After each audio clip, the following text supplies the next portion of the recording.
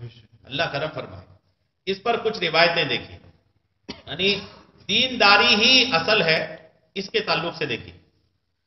علامہ سرخسی لکھتے ہیں، اچھا اس میں کچھ یوں بھی ہوتا ہے، خاندان دیکھنے میں لوگ اونچ نیچ کا بھی کرتے ہیں، یار یہ جولاہا ہے نا، تو یہ فلاں خاندان کا ہے، تو یہ شیخ ہے، وہ پٹھان ہے، یہ دیکھتے ہیں نا لوگ، یہ موچی ہے، یہ سارے چیزیں دیکھیں. آپ کے یہاں تو جولاہا اور موچی ہے نہیں. مسلمان جولاہا، مسلمان موچی بھی ہوتا ہے، مسلمان نائی بھی ہوتا ہے، بال کاٹنے والا. منڈلا ایک شہر ہے ایسا، مجھے لگتا ہے بہت کم ایسا شہر ہوگا جس میں مسلمان بال کاٹنے والے نہیں ہیں، مسلمان جوتی سینے والے نہیں ہیں. بہت کم شہر ہوگا، اس میں سے ایک ہمارا منڈلا بھی ہے. شاید یہاں سن کے آپ کو حیرت ہوگی کہ مسلمان بھی بال کاٹتا ہے. جی ہاں، مسلمان بھی ناؤ ہوتا ہے، مسلمان بھی جوتا سینے والے ہوتے ہیں، مسلمان بھی کپڑا بننے والے ہوتے ہیں. یہ اکثر علاقوں میں ہے.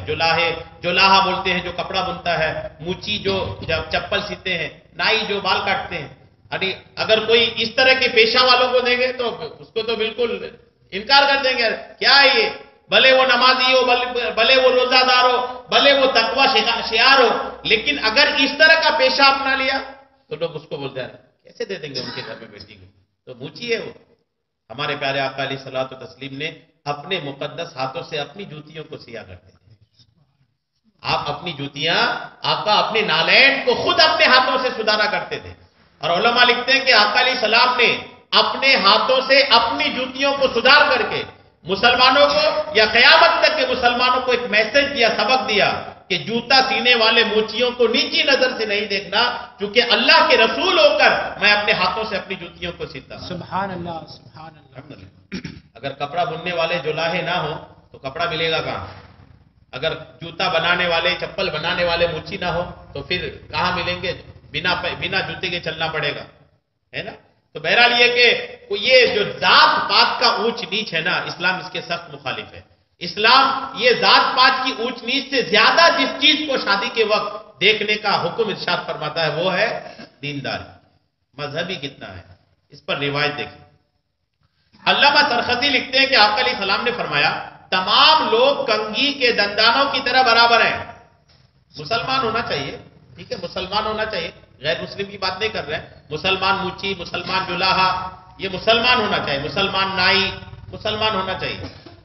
آقا فرماتے تمام لوگ، یعنی تمام مسلمان، چاہے وہ کوئی پیشہ، کوئی تجارت، کوئی کام کرتا ہو، حلال کام ہونا چاہیے. آقا فرماتے تمام لوگ کنگھی کے دندانوں کی طرح برابر ہیں. کسی عربی کو کسی اجمی پر کوئی فضیلت نہیں ہے، چاہے عرب کا ہو چاہے ہندوستان کا ہو، مسلمان ہے، برابر ہے. یہ کوئی اونچ نیچ ذات کو لے کر کے، سماج کو لے کر کے اونچ نیچ آقا فرماتے ہمارے اندر نہیں. اور آقا فرماتے ہیں فضیلت صرف تقوی سے حاصل ہوتی ہے. سبحان اللہ. فضیلت صرف کس سے حاصل ہوتی ہے؟ کوئی اگر بڑا ہے بیچ میں، سماج میں اگر کوئی بڑا ہے تو وہ بڑا اس وجہ سے ہوگا کہ اس کے اندر تقوی ہے، پرہیزگاری ہے. کوئی سماج کی وجہ سے کیا رہی ہے تو جولاہا ہے، یہ پٹھان ہے تو یہ پٹھان اوپر ہو گیا، جولاہا نیچے ہو گیا، ایسا نہیں. یہاں تک کہ اگر سید بھی ہو لیکن گناہگار ہو، اللہ کی نافرمانی کرتا ہو، تو سید ہونے کے بعد بھی اس کو وہ مقام حاصل نہیں. سید کو تبھی مقام حاصل ہوگا جب وہ سید اللہ کے رسول کی فرما برداری کرے. نافرمانی کرے گا تو بھی اس کا کوئی ایک سید ہونے کا مقام تو ہے، لیکن ایک تقوی جو مقام ہے، اللہ نے قرآن پاک میں ارشاد فرمایا ان اکرمکم عند اللہ اتقاکم. اللہ نے فرمایا اللہ کے نزدیک تم میں عزت اور عظمت والا، احترام والا وہ ہے جو تم میں زیادہ پرہیزگار ہے. سبحان اللہ. یہ اللہ نے قرآن پاک میں ارشاد فرمایا. تو سماج میں سب سے افضل ہونے کا معیار، اس کا تھرمامیٹر کیا ہے؟ تقوی، پرہیزگاری، دینداری. یہ اس پوائنٹ کو یاد رکھیے گا.